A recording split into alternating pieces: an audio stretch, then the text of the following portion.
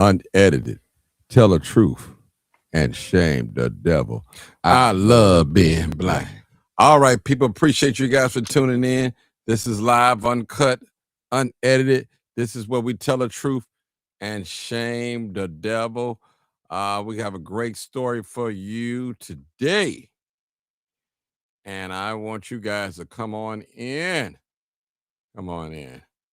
It's been a lot going on in these past couple of days.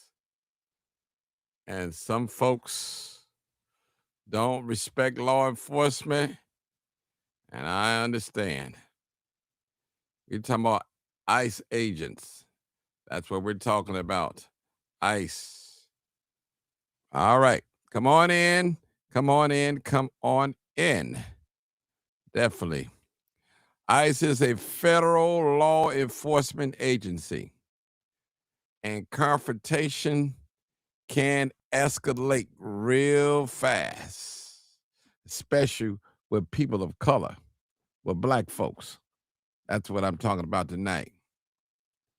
I'm telling you. And street level encounters rarely end well for civilians, especially people of color. All right, we got to be careful, people. We got to know our rights. And we know what don't help.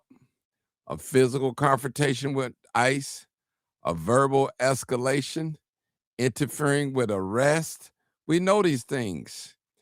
Action, or I would say acting on emotions or misinformation online. We got to be careful, black people. These actions put lives at risk and often help no one. All right, we got to, I'm telling you, and we know that the black community already faces a disproportionate policing, I'm sorry. Man, ICE encounters layer on top of that increases risk and not justice. Standing down doesn't mean submission. It means strategy, survival. Real talk. We're going to come back to this. We're going to come back. And it's real talk. We got folks that want to fight with the agents. They want to fight. Black folks mimicking white folks. ICE expose what really happening. Police, ICE. And basically, I'm here to tell you that black people should stand down. It's not good for you to walk around here like some of these liberals and approaching the law enforcement. We can't get away from that. We can't. The superintendent, he warned us. He warned us, people, about this. If you don't get nothing else out of this today, I want you to get a lesson, a real lesson. A real lesson. ICE. Police, ICE. That's what's going on.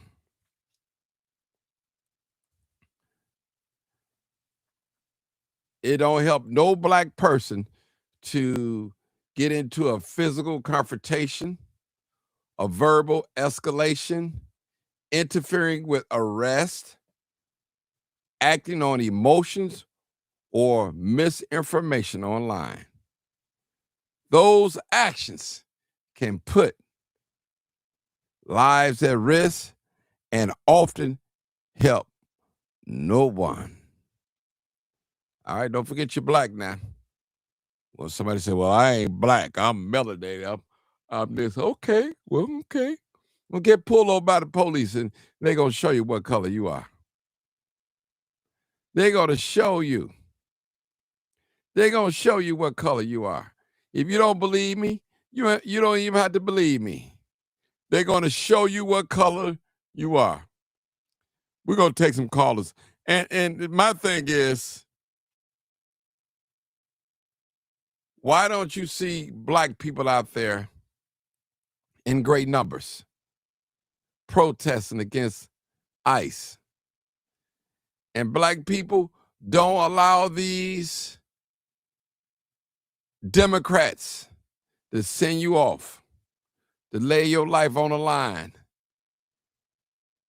for ICE.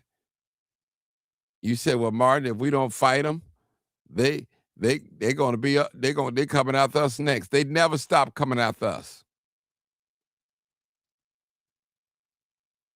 Yeah. I'm black and I love being black. I love being black. I love being black. I don't care who don't like it. And if you don't like it, find you another channel. This is the Black Channel. That's what we're talking about. And we got a call already. Black people, stand down. What are you going to do? Okay, I believe we got a call. It's coming in. Oh, God. Lorenzo, I see you.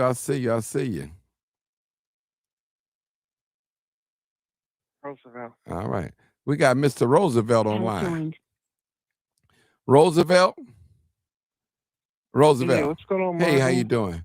And what I'm trying to do is explain to our people, no black person should be out there fighting against ICE at all. It's not our fight, Roosevelt. It's not. And I want to get you. Okay, well, let's hear about it. Come on, talk to us.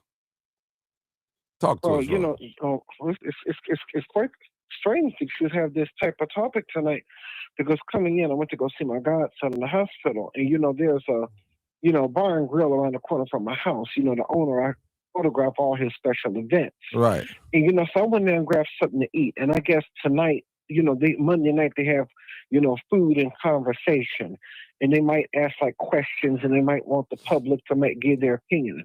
And somebody asked like, how do we feel as black people about like what went on with the woman in Minnesota who got killed by the ICE agent?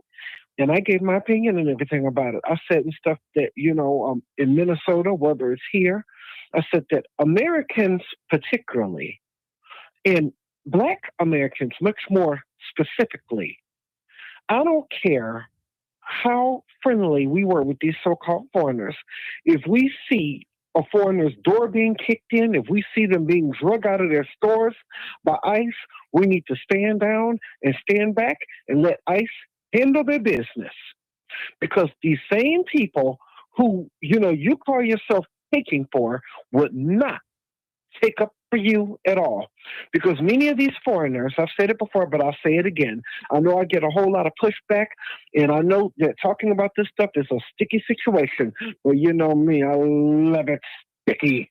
There's no problem with me. But many of these foreigners, they come over here, they don't care anything about us. They actually hate us. Mexicans hate us. Guatemalans hate us. Venezuelans hate us. Even, a whole lot of Arabs hate us.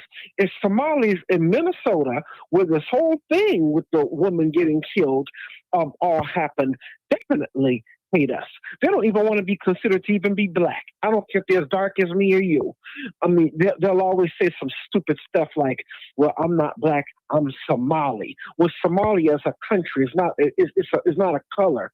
I want to say that so bad, to one of them whenever they say that, because I said that's a stupid statement to make, because they don't want to be identified with any of us. So that's how come they don't want to be considered to be black. So if they don't want to be a part of us anymore, or they never want to be a part of us, one thing is, why are Somalians and everybody else trying to run to us for an alliance now when they didn't want to be a part of us in the first place? So no, all of us as Black Americans need to stand down and stand back and stand by, because this is not our fight. We are foundational Black people, in this country. They can't get rid of us. But a whole lot of these foreigners, they came over here and streamed over the border illegally without the proper paperwork. And even once they got here, I mean, it'd be bad enough to just stream over the border. But to just stream over the border, and some of them here 10, 15, 20, 25, 30 years and don't even know how to even speak the language yet. They haven't even got their paperwork in order yet. My goodness. How long does it take for you to get your crap in order? If you're going to stay in a country and you claim to love it so much, obviously you don't love it much because they only came over here to take advantage of us, to take our money, to open stores in our neighborhood, and to take our money in a whole lot of these stupid, illegal, foreign, low down, filthy, trash migrants don't even have the grace enough to even learn how to even speak our language. But yet they come over here just because they heard that America was the land of opportunity and the home of the brave and the free and all of this other crap that they say about America. And the thing is, they just want an opportunity just to get our money because they just always say, well, you can make as much money in America as they want to. So that's all it is. They didn't come to mix with us. They didn't come to assimilate. They didn't come to soak up American culture. No, they came to take advantage of Black Americans, white Americans, or just Americans in general. And there's a certain statement that I would love to make, but I'm not going to make it on your show out of respect. But that's just how I feel. That if we see ICE as Black people with these foreigners, we need to stand by and stand down. It's not our problem, not our fight. Don't have nothing to do with us. And I know how I might feel, but I would love for somebody to get on here and have an opposite opinion and tell me, as a foundational Black American, why would you care so much for these dirty, low-down foreigners who's coming over here to where you want to take up for them? I'm going to land my plane there because I think Buck just came on. Yeah, that's Hey, Buck. Buck. Hey, Buck. Come on, Buck. Blessings, my brother. Blessings. Come on, Buck. Blessings. Come on with it. Man, I feel special. I've been getting in a couple of weeks, man. You be out there on the hotline here. Mm-hmm. ICE, man. I was listening to the mayor, or I guess it's the police chief of Philadelphia, thinking about they ain't going to allow ICE to come over there. First of all, ignorance is the destruction of our people, because ICE was formed after 9/11. After that's a government agency, it's legit. And any government federal agency like that lady was up there, you cannot play with any country you go to in the world. You're going to see military. If you go to a foreign country or a Caribbean, you're going to see military guys with machine guns at the airport. That's how they get down there, but America.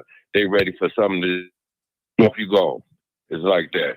So when they give you a command, I don't give a damn. The Second Amendment, that's what that guy, Greg, whatever his name, Ravino, who runs the, I guess that's ICE or whatever, he said Second Amendment. That's his answer. That's the right to carry weapons in America. So if you don't bear arms and you up here talking smack to these people, you go die because they ain't playing with you. You up here, we got political people from Obama, anybody else to tell you that it's good for us to have foreigners come in and invade our neighborhoods. Really, ain't no neighborhood for, we come up here from the South. A lot of our people migrated around the 20s and after that, after the wars and stuff when they had northern people run up to the north.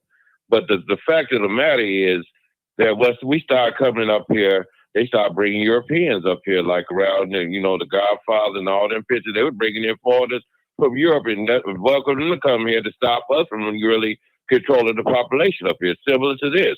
Chicago was Cook County back in the 80s when I was a younger person. We always had 4 million people up there. Then after Harold Washington was killed, all the violence came up. It was already violence here. Ain't nobody gonna say ain't no violence out here.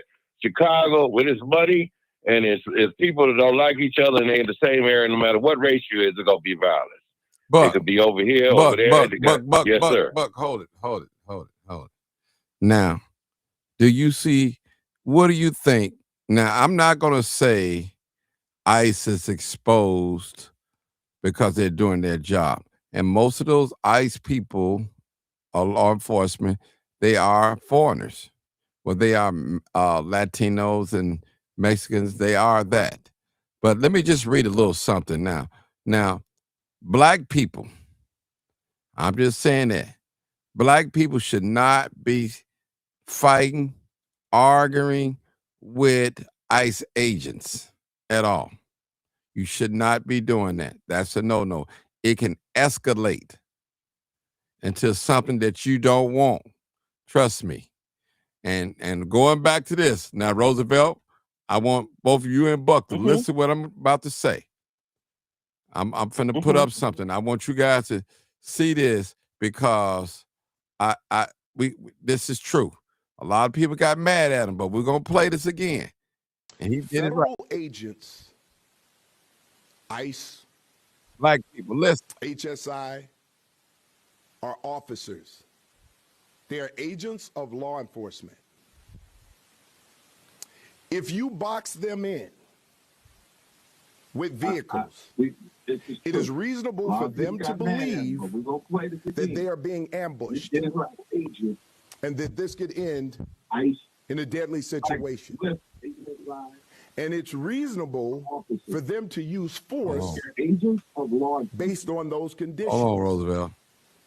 Do not box in any law enforcement officer. You should be able to hear You're now, breaking Roosevelt. I'm the sorry. law when you do that. I'm sorry, Roosevelt.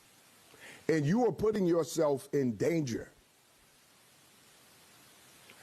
Following law enforcement agents around. The question is why? What do you plan on doing? It's also reasonable for them to believe that you're eventually going to do harm to them.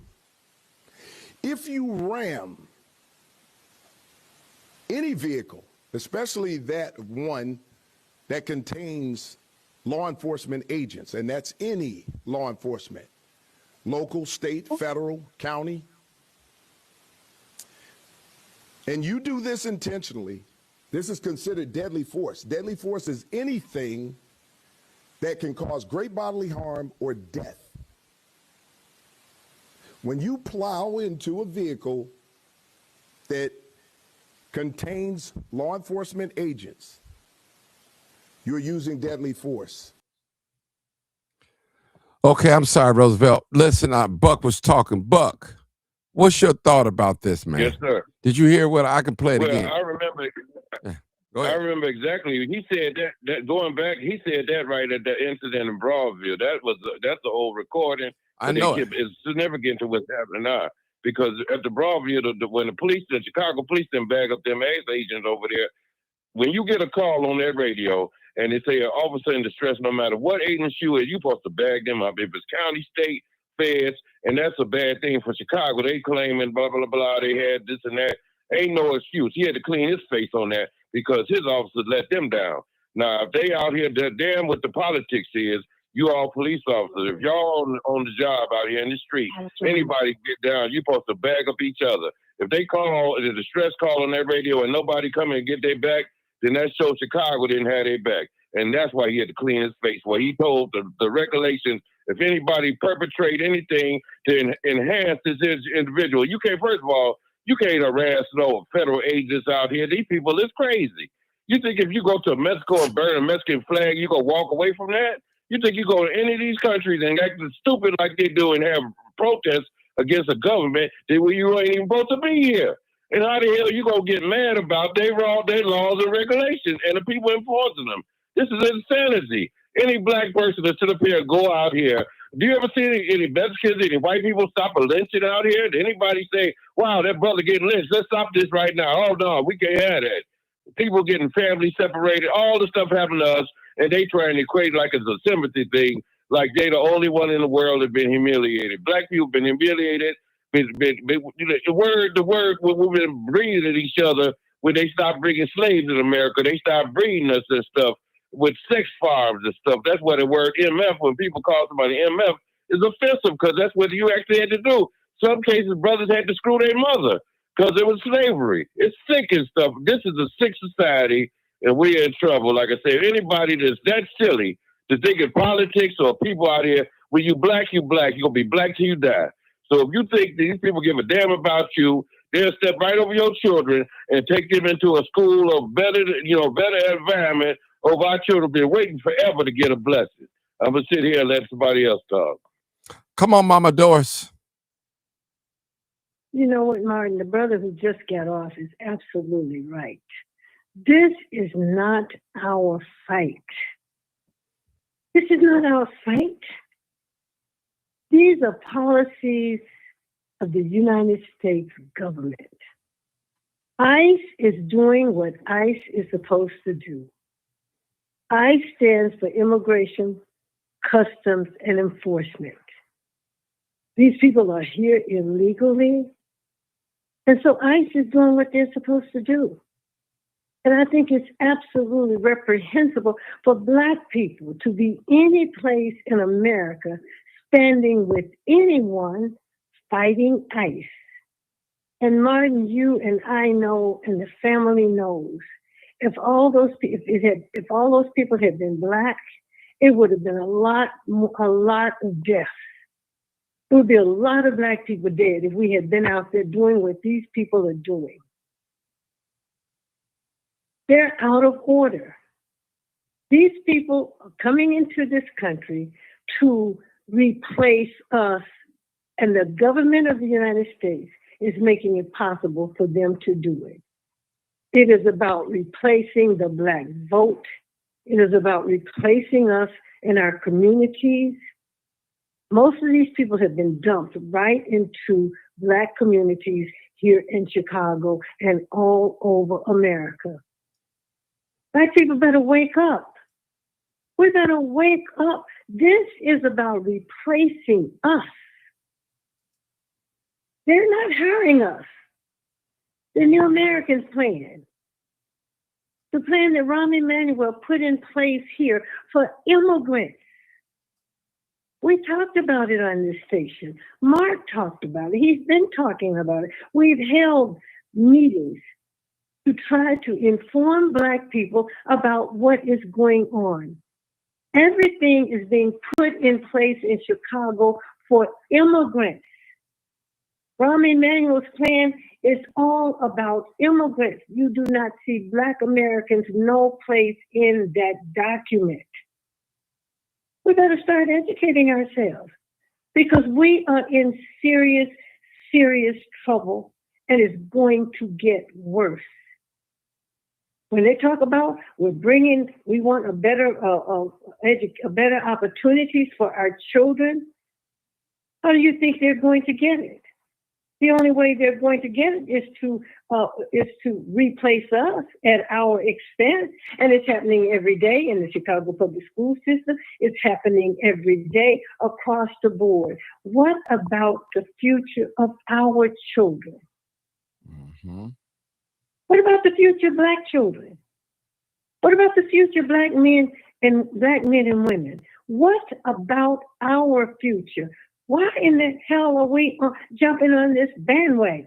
Why? We're sick. We have been told to care about everyone but ourselves, our children, our families. It makes no sense. And now the Black Panther Party up there in Minnesota. For what Black Panther Party? You know the conditions of our people in some of our communities. We need all hands on deck to fight for us.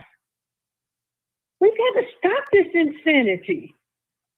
It's insane, Martin.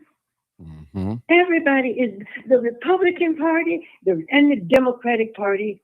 The Democrats and the Republicans are all benefiting from this. We are the losers. And let's go back into history and policy.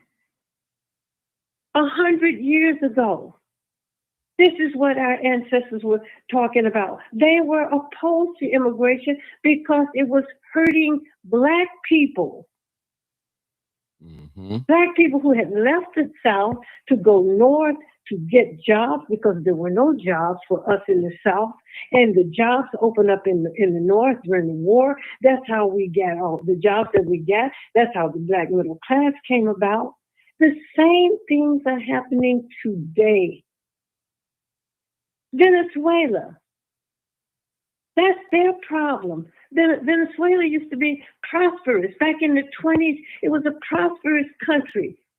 It was the white elite that took over that economy down there and did not want to share the resources from the natural minerals. It was a well-to-do country. But the white, they call them the Blanco, the white elites that were during the 1920s and the white elites who today. The United States government caused all those problems down there in Venezuela. Those people didn't cause them those problems. These people coming out of Venezuela, the United States government knows about these cartels. So, man, we better wake up and stop this foolishness. Back in the 80s, when I was a younger person, we always had It goes back to the 1920s. It's all about the oil. And it's the government. It's our government, my government. So I want to do whatever I can to try to make it a better government, even though it's corrupt to the core. But this is the only government we know. And Black Americans are the only ones who are going to challenge the government of the United States.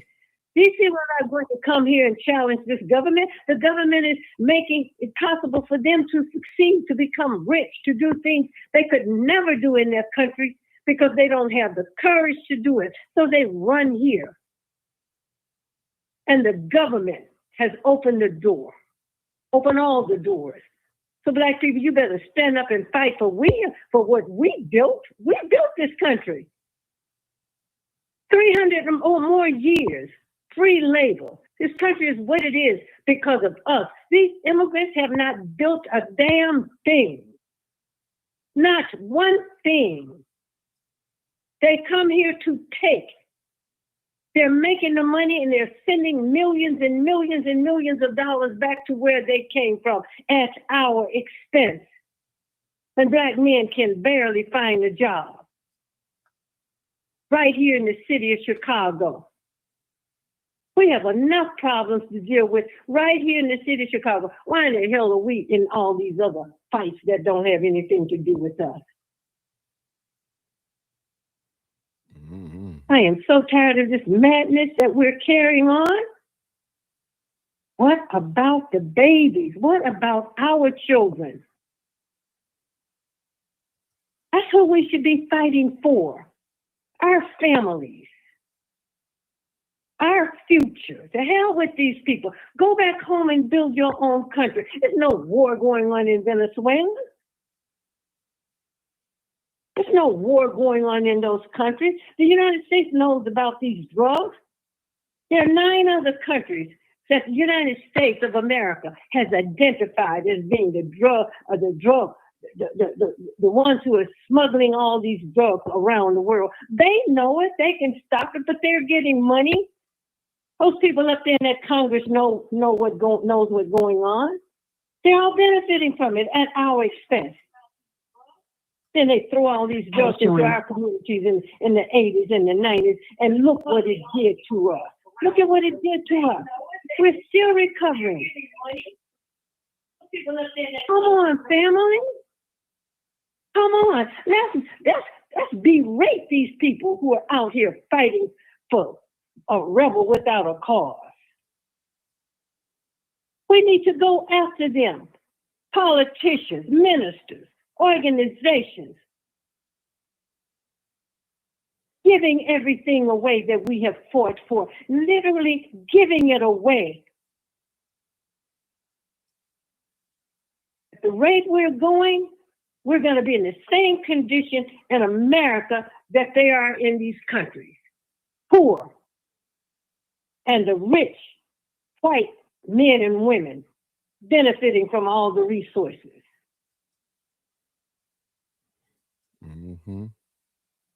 That's right. All I have to say more. Okay, I'll come back to you, Mama Doris. All right. 609. Please turn your audio down. 609.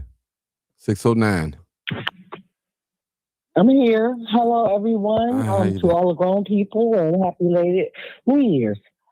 Okay, I'm going to touch on 2 topics here, and I'm trying not to go too far. You know I can. But what I wanted to say is basically, I want us to understand many people don't know the difference between immigration and migration. Okay, migration is here for opportunity, go to school, do visa, whatever.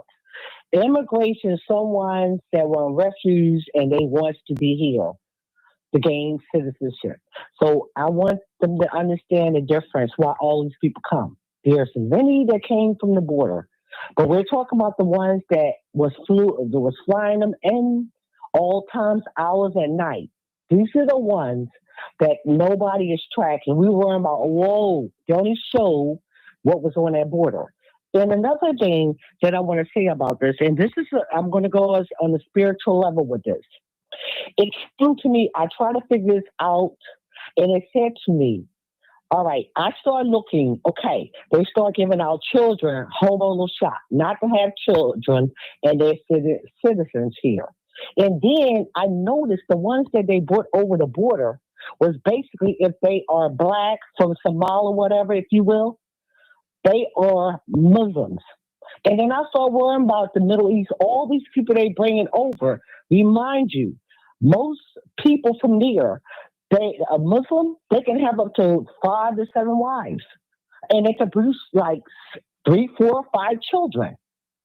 So it's all about the population here that we are missing. So they tell us, you know, when a black woman have a kid, have 7 different fathers, if you will, there's a problem. But when they bring all these foreigners from all over the world, they can have as many babies and drop them off here. They encourage that.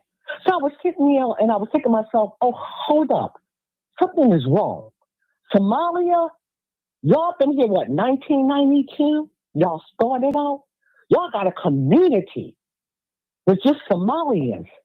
Now, as black people, the little community y'all call hood, everybody is all around. No longer we have a community that belongs to us. But when it comes down to them, Somalians, Chinatown, and they already taken over there that went down to Detroit, different places, where's the Everett and Muslim, they got a whole community. This is the whole thing that we're missing here, what's really going on. And then I'm going to piggyback on this one thing. This is going to be powerful. When I watch and everything that happened there, down there in Minnesota, and the gift came to me so powerful, I had to spend some time. What really happened?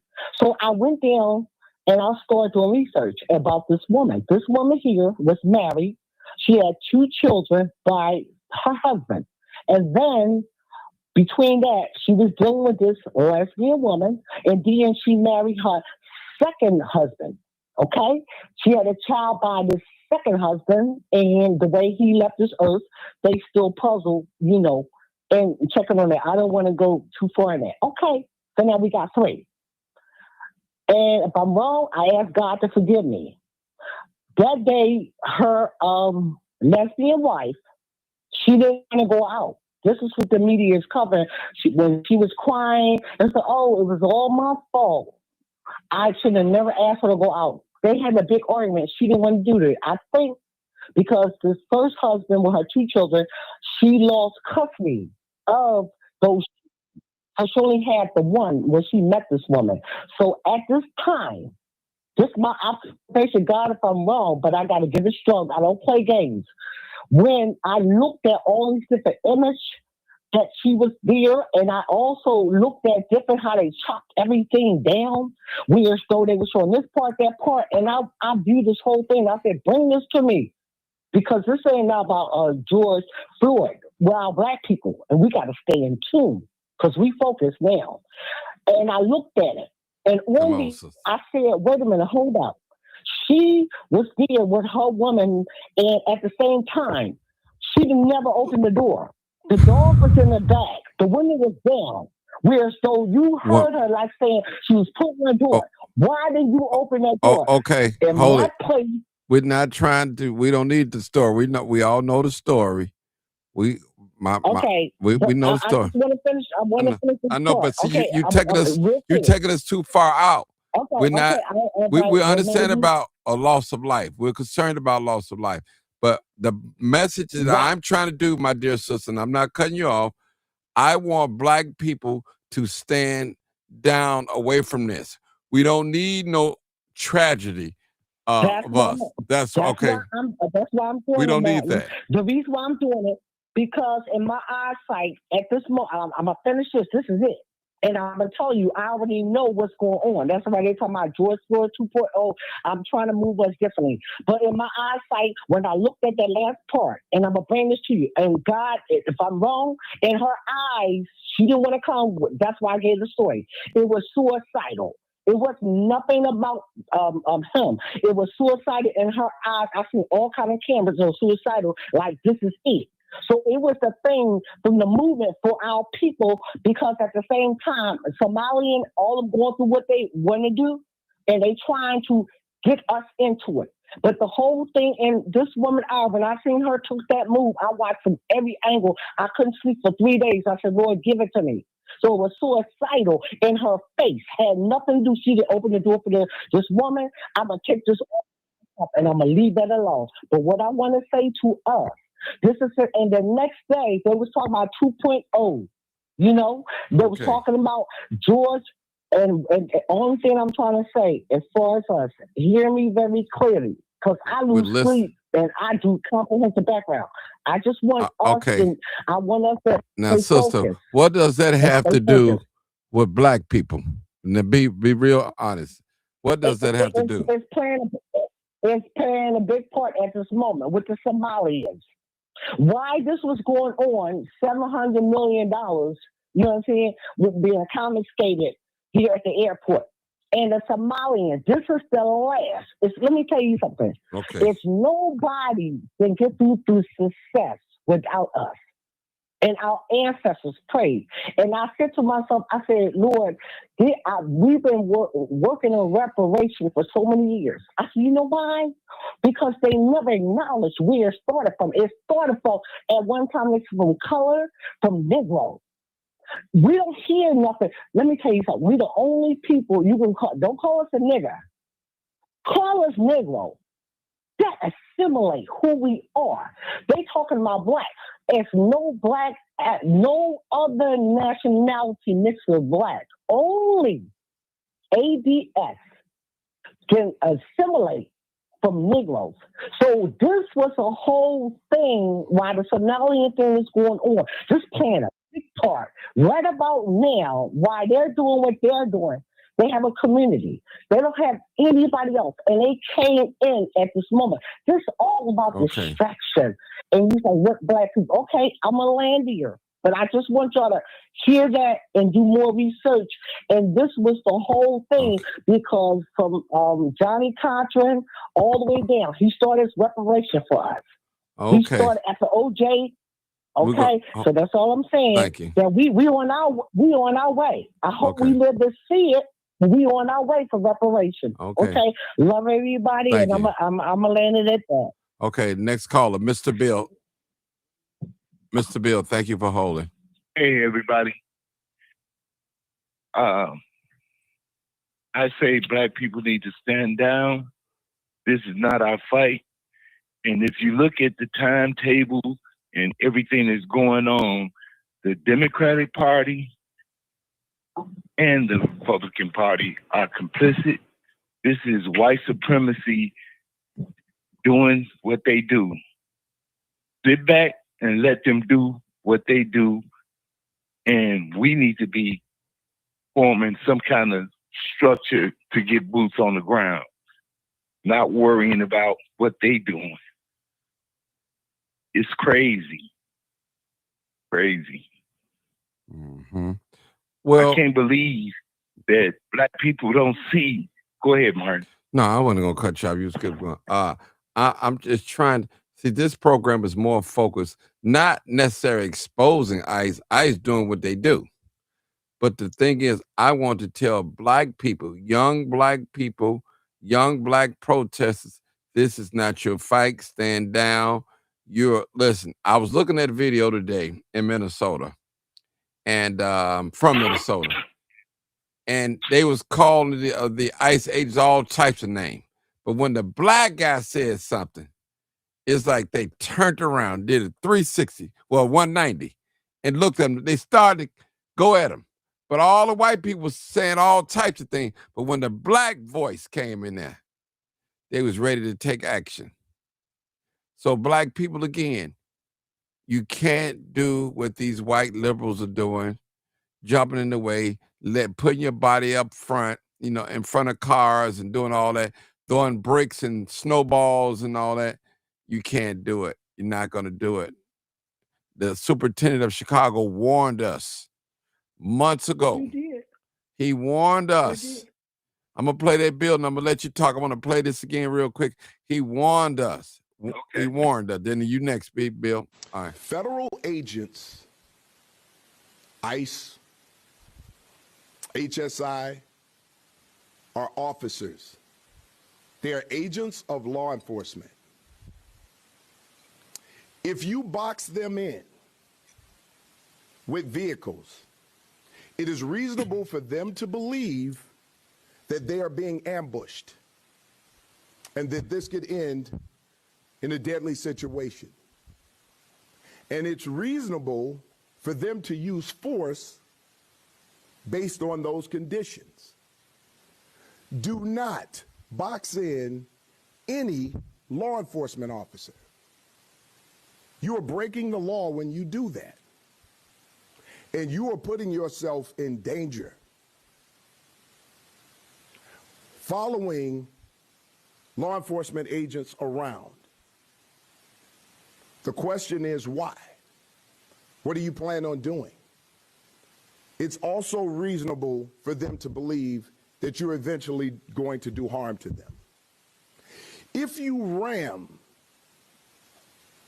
any vehicle, especially that one that contains law enforcement agents, and that's any law enforcement, local, state, federal, county, and you do this intentionally, this is considered deadly force. Deadly force is anything that can cause great bodily harm or death. When you plow into a vehicle that contains law enforcement agents, you're using deadly force. All right, Bill. Go ahead, Bill. Yeah. I want to back up what I was saying, just to say, stand down for me to another person might not carry no weight. You have to back it up with some facts. And the fact of it is, these people are here because of our government. And they are showing the white supremacy by putting all these people ahead of us. Though the people that's been migrating for the last 40 years have been programmed before they even got here. Somebody is going to these countries, filling these people's head with negative propaganda about Black people. And if we sit back and watch this go on, we see what's happening. We got people that represent us in all levels of government, but with no results from them. Yet and still we see migrants or immigrants coming to this country and having some say-so and able to do things for their people. What's the saying? They want the rhythm without the blues. They don't want to identify with being Black because they've been programmed not to. And on top of that, being Black comes with a struggle. And that's what it's going to always be if we sit back and allow this. We got to get together and not worry about these distractions, because this is what white supremacy does. It's evident. You can't continue to suppress people and put people in front of foundational Black people. You just can't. Or they have tried, but they see the rise coming. They see the rise coming. I'm ended at that. Okay.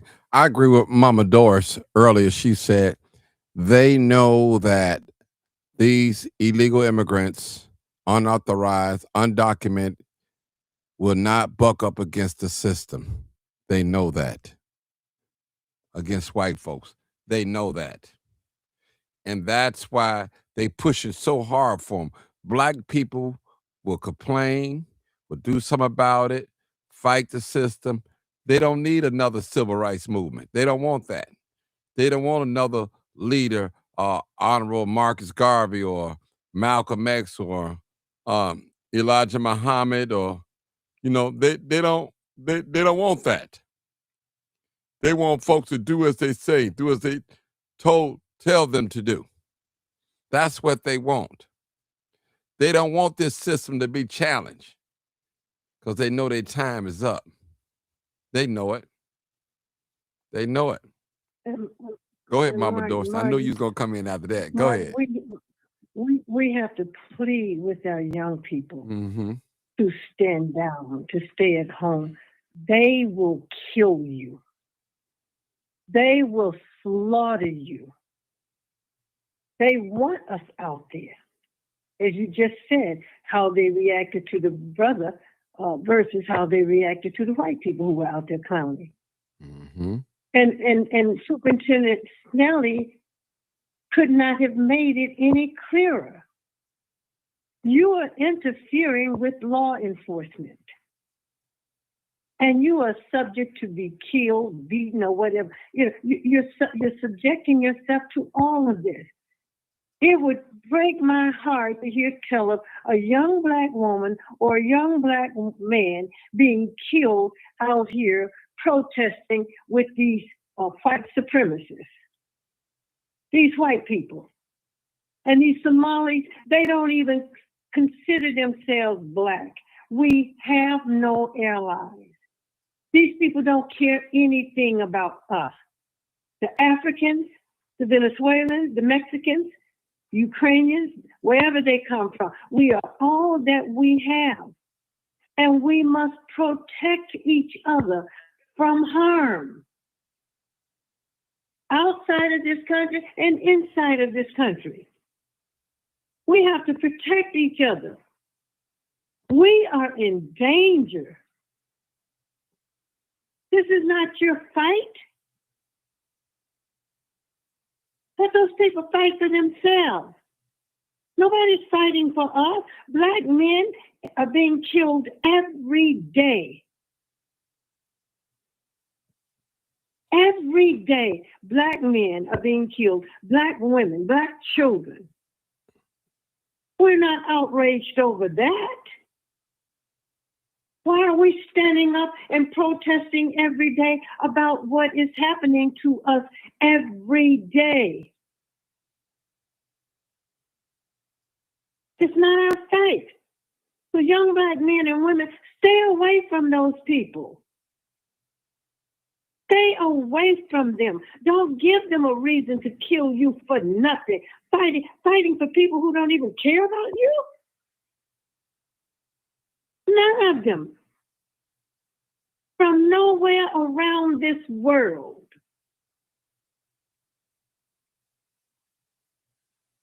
And yes, these people are told when they come here not to have anything to do with us. That's the working of the CIA. Mm-hmm. The Secret Wars of the CIA. There's a book called The Secret Wars of the CIA. That's what they do. They go around the world destabilizing governments. You see people protesting all over the world. The United States government is all up in that. They create all that dissension in these countries amongst these people. This is our government. And as I said, I want to make it better because it's my government. I don't know any other government. And this America belongs to us, even though no one wants to acknowledge it, but it belongs to us. It is our heritage. It is Black Americans' heritage. It is our country. It doesn't belong to anyone else. Everybody comes into this country and they surpass us. They can open up businesses all in our communities. We can't hardly open up an outhouse in our community. Mm-hmm. But with the help of the government, they can come in and open up anything they want to in our communities. They don't have to have a credit score. They don't have to. All they have to do is be an illegal immigrant or a so-called legal one. We're still fighting the same battles that we've been fighting for over 400 years. And you're out there fighting for these people? Well, you can't even get a job. You don't have a home to live in. They're taking our homes. Property taxes are being raised so high until people are not going to be able to stay in their homes. And you're fighting for these Venezuelans, these Mexicans, Ukrainians, wherever they're coming from. Young Black men and women, I am pleading with you. Stand down, stay away from those people. It is not your fight. You have a bigger fight in America. And no one is going to help us. Mm-hmm. No one. Nobody Stand but down. God. If we don't listen to, we're not even listening to God.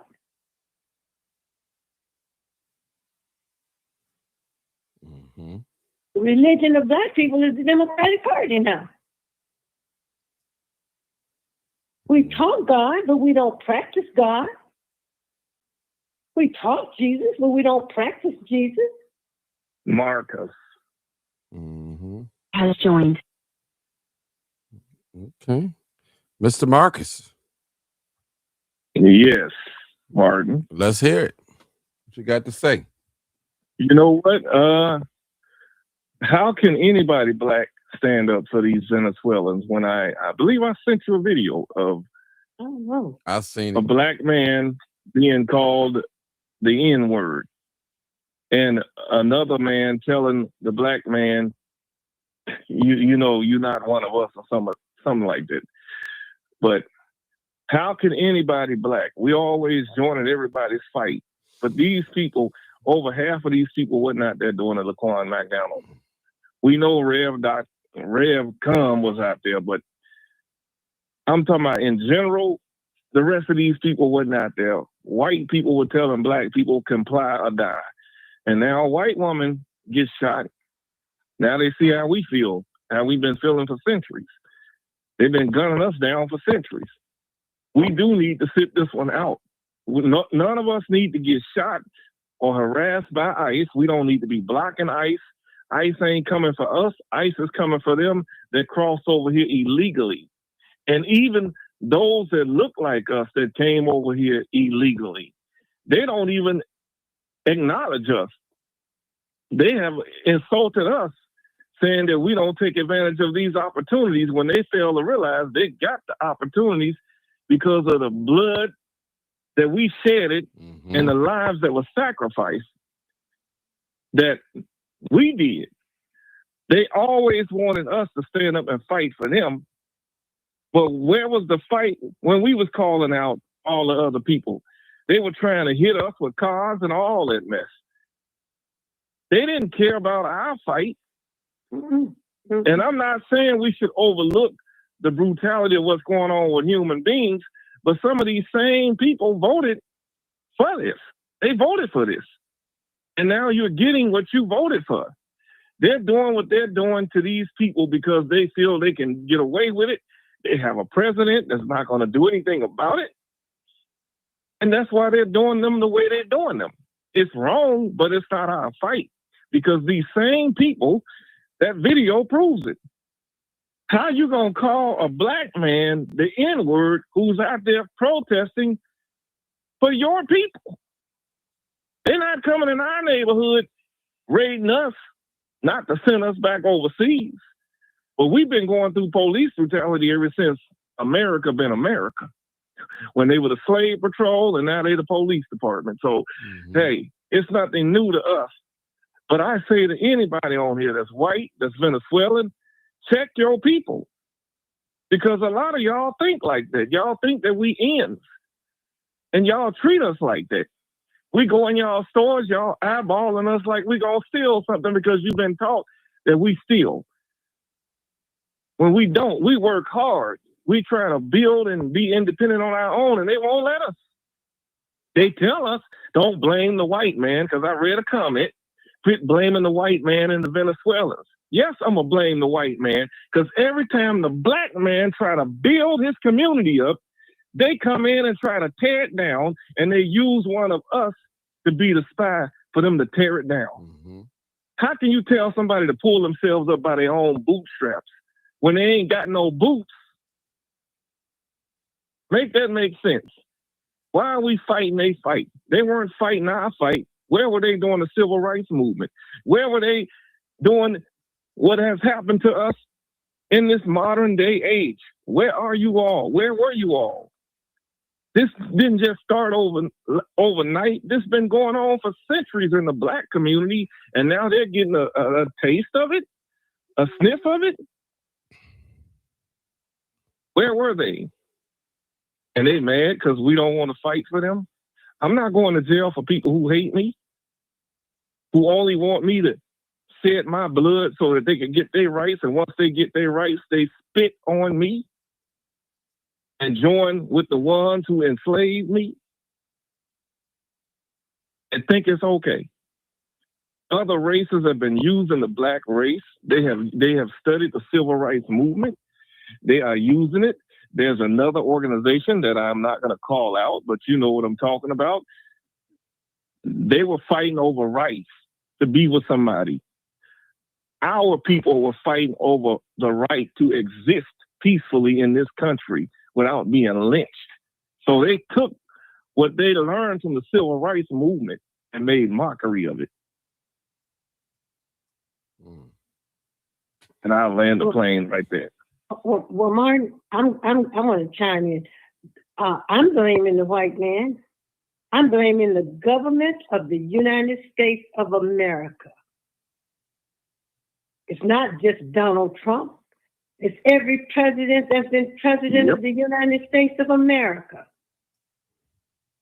Every president that has participated in our demise, denying us opportunities, humiliating us, lynching us, doing every conceivable thing immoral, indecent to us. We have experienced all of it. So a white woman is dead. What about all these black women, black men, black children? I'm not crying over some white woman who's been killed. Who's been crying for us, white America? Who's been crying for us? No one. We don't have to apologize for anything, not one thing. The blood is on their hands. The corruption is on their hands. It doesn't matter who is president. It's the policies of the United States government. When Barack Obama was in, some of the same things went on. It's the government and its policies. And the government's policies, the United States government's policies have been anti-black from day one. So I'm anti-American government and its corruption. This is not our fight. None of these people care. No one cares about us. I don't think I can say that enough. Africans, the Venezuelans, the Mexicans, Puerto Ricans, none of them. I don't care where you come from in the world. You come here with this attitude about us that's been fed to you by the government of the United States and its agencies, namely the CIA. And it's all a lie. So fight your own doggone fight. And they all come. Bill and others, what we can do is continue to say what we're doing. Tell our children, stay at home. Right. All right. Listen to this. Stay at home. Mama Doris, this is how they feel. And I think you was there that day. Listen to this. You working. No more money for you. Bye-bye. Oh, I was there. Go back. No more money for you. Working. No more money for you. It's lazy. You lazy. Yes, I was there. You lazy. You remember that, They don't you, come Mama here. Doris? Yes, I was there. They Yes, you was come there. here and call us lazy. You're the ones who are lazy. You left your interlopers. You're lazy, no good interlopers. You left your country. You didn't stay in your country and build your country like we built this one. You ran. You fled. You cowards. And then you bring all those rotten ways over here and you want to attack us. You think you're going to do that and get away with it? Oh, no. You're not going to attack our women, our children, our men. You're not going to attack Black Americans without a fight. I don't have any sympathy for any of them. I don't care about what happens to them because they don't care about what happens to us. But we have been led and told, turn the other chick and God this and God that. God has never told us not to take care of ourselves.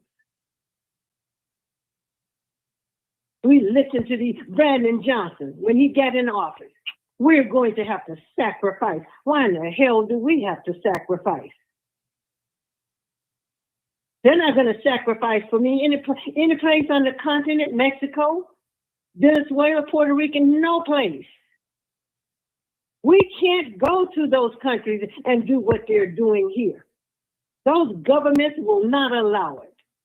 And the people won't allow it, and they shouldn't. So stand down, Black people.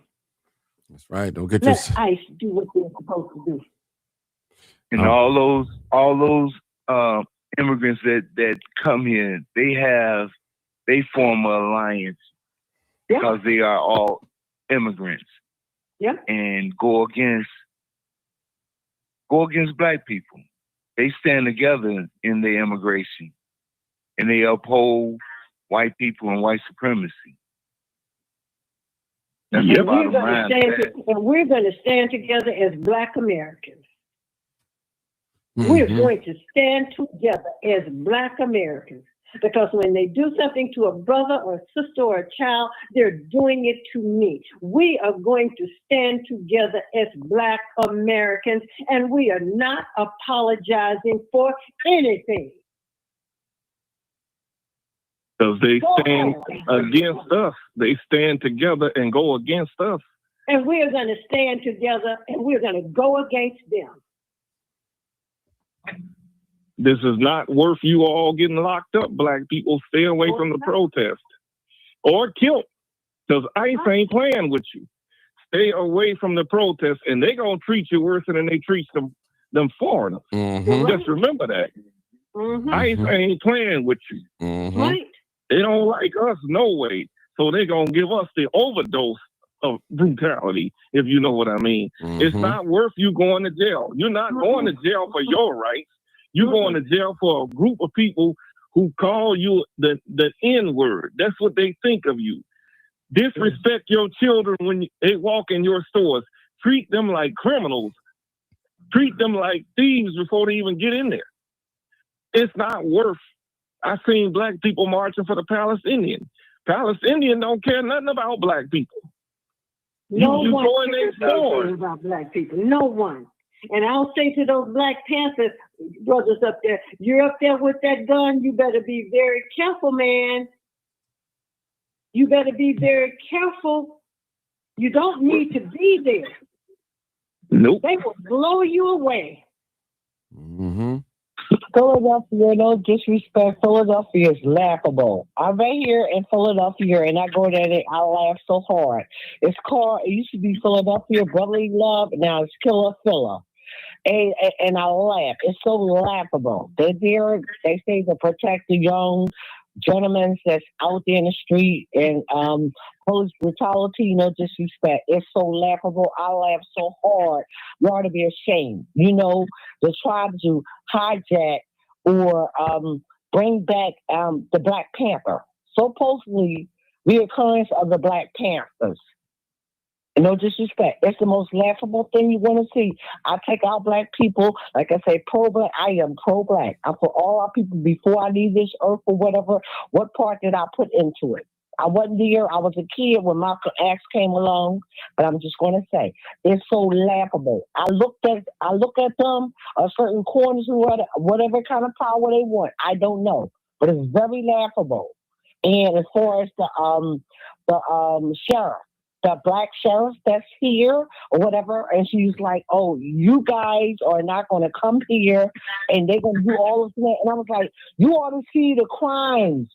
Our young Black men are dying in the street. We need this." And they're going to put a black face up here and say, "If you come here, you come from us. You don't want to smoke. How dare you?" And I'm going to leave it at that. It's the most saddest thing that you want to see in our Black community. And it broke my heart. You know what I mean? It's just so it's a bad thing. And I drove down here with all on the corner in the hood, everything. And I'm coming from Jersey, and I'm looking at them, and it broke my heart. This is so false. Like, okay, you're the Black Panther. You on the corners. What, y'all on 3 or 4 corners? And then you know that we need to help. Our young generation is dying out. Other people are having 5 or 7 babies. But when this girl have a baby, it's a bad thing. You know, she got 7 different fathers. It's 7 kids. Promote our generation. But when a woman foreigner come over here and they have 10, 5, and 12 kids, nothing said. But you're going to talk about this woman, young woman, don't have her head together. And she don't sleep with different guy, broke her heart. By the time of that, now she's a B or she's an H. But if it wasn't for her being a B or H, we are downsizing our generation. And I'm just going, because like I said, when I went there in Philadelphia and looked at the corner, with weaponry, you gotta see it for yourself. All this weaponry on a corner, you know. And then they say the Black Panther. But when you look at it, it's like, okay, a couple of hours. Okay, and then sister. after that, whatever the young guys, okay. We got another caller. All right. Come on, 206. Thank you for your comments. Before 206 come, please, I need you guys to like the video. Please like the video. Come on, people. We're not on here begging for money. Just like the video. Share it. Comment on the video. Just comment. Wow. Can you comment on the video? Say hi or something. Go ahead, 206. Yes, sir. Yes, sir. Greetings to the hosts, the callers, and the listeners, and everybody in the chat. I agree with everything everyone has said, and I just want to tell y'all I love y'all, and if we as a people are going to make it in the future, it's going to take people like us that know what's happening and willing to make the sacrifices to survive to see another day. And we have to have our priorities straight. It sounds like the people on this call, priorities are, well, exactly where they should be. The Palestinians, I can't stand them. And the reason is, when I was living in San Diego, my next door neighbor was a Palestinian, but he was a Black Palestinian. And he told me how them Arabs are, especially to the women and children over there in Palestine. I didn't like them, period. I sure didn't like them from that point forward. So I did some research, and the nerve of these Arabs, these Palestinians, to come over here and say anything to a foundational Black American man, woman, and child is insane, because if they enemies to Black folks in Palestine, you sure know they are here. And the Mexicans, it's the same, and the Ukrainians ain't none but criminals, but I won't get into that. The reason I called was to state my agreement with everything that's been said. But I just wanted to add one thing, and I've said this before, and I'm going to say it again. The white governmental collective, Caucasoid government, loves to flip the script and they love to flip the script against black folks. What do I mean when I say that? Excuse me. They will be attacking these people. They're doing what they're supposed to do, and there's nothing wrong with what they're doing. I support them 100%. But my message to the family is watch with these people, these ICE, Border Patrol, and the federal government. Watch what they're doing very, very carefully. Don't go out there and protest with these people. Don't go out there and support these people, whether it's online, whether it's in the street, when you're on your job. Don't say nothing about it. Be as politically neutral as possible, okay? But pay attention to what happens. Read the newspaper articles. See how they operate, because it may or may not happen. But just in case it does, if the government decides to flip the script 10, 15 years from now, 2 years from now, and start coming after us, we would have some forewarning, and we would come up with some solutions to better protect ourselves. So I just wanted to share that. The only people we can trust is ourselves. We can't trust nobody else in this country or world. And I just wanted to share that. Thank you, Martin. Great show. Thank you, 206, for good words of encouragement. Certain things I don't say because I'm the host. So, but I'm definitely in agreement with a lot of it. You better believe that. And I'm race first. We say be one, and that's what I am. And this channel is dedicated to black people. We open our arms, we extend our arms to all, but especially black people, Foundation Black Americans, and that's real talk. And I'm just giving us a warning, people. Those of you that want to run out there with all these white folks, you thinking they're your friend, and trust me, one of them ICE agents will blow you back. And guess what, people? And then get away with it. It could be dead wrong and two left shoes. They're going to get away. They can't lose because they're going to get pardoned once they leave office. The president leave office. Allow ICE to do their job. Do not stand in the way of ICE. Don't lay your body out. Don't jeopardize your record. Do not be out there. If you're out there just to film, keep your mouth closed. Stay at a safe distance. Wear your gas mask. Because they're not taking no prisoners. Again, do not try to ambush them. Do not try to block them in. Do not try to block the streets off so they can't get back and do their job. I know there's a lot of people out there blowing whistles and honking and got their phone out and saying all types of things to those agents. But you know what? 206, them agents are on a mission. That's right. And they are on a mission, and they know that the president of the United States got their back. And they know that. Also, those of you, you're gonna have to get used to this. Because this is going to be happening for the next 2 to 3 years. It's going to be a long haul. This is just the beginning. And 206 and Mama Doris, once they get to doing this a whole lot, they're going to perfect it. Because they're studying it right now. Okay, we can't do this. We need to do this. They're studying it. Trust me. They are studying it. But you know what, Martin? Go ahead. But you know what, Martin? They're helping us. Yes. By getting these people out of here, they're helping us. Mm-hmm. Mm-hmm. They're getting illegal immigrants out of this country. And that is helping us. Because it's all about replacing us. Mm-hmm. So that's what we got to understand. And I appreciate what the brother just said, but the government has never stopped coming after us. Never. Never. and never will. But these people are helping us. Get out of the way and let these people do their job.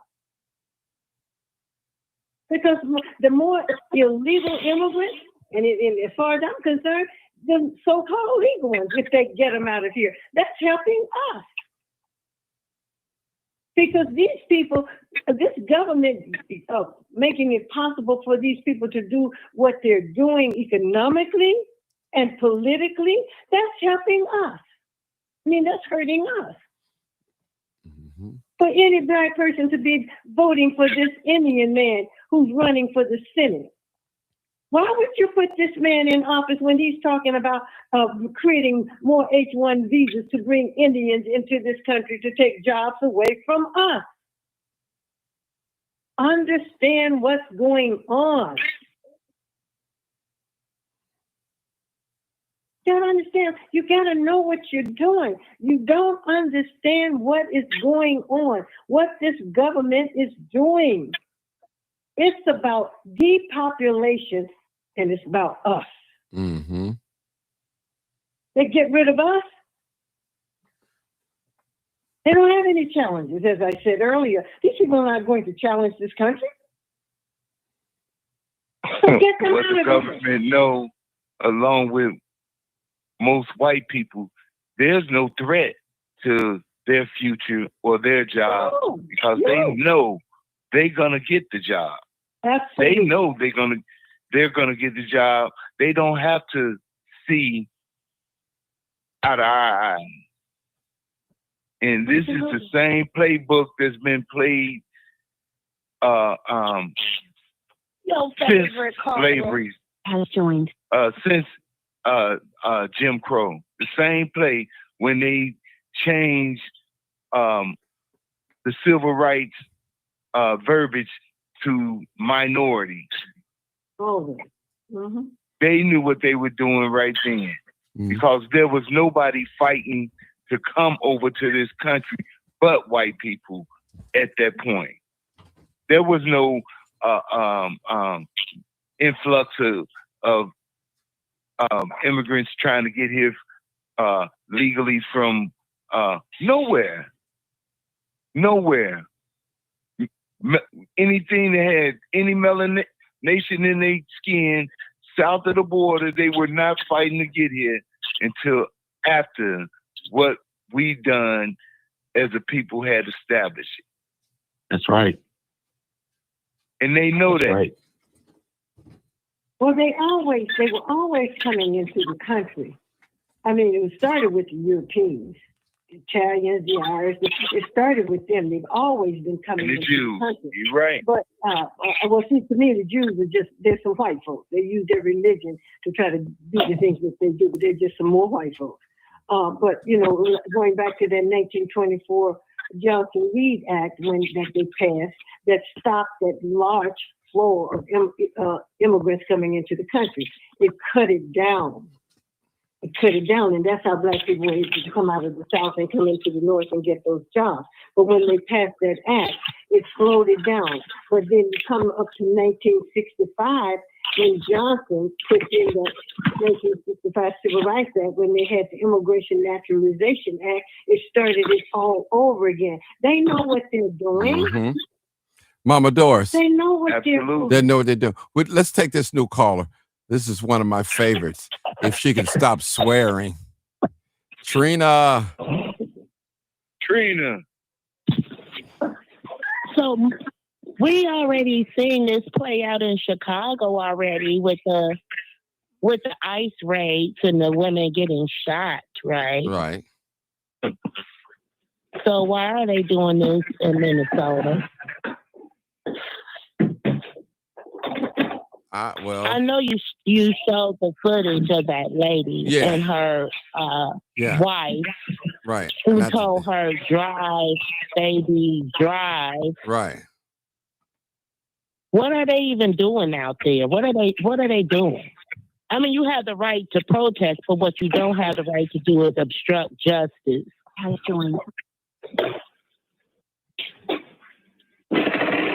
That's true.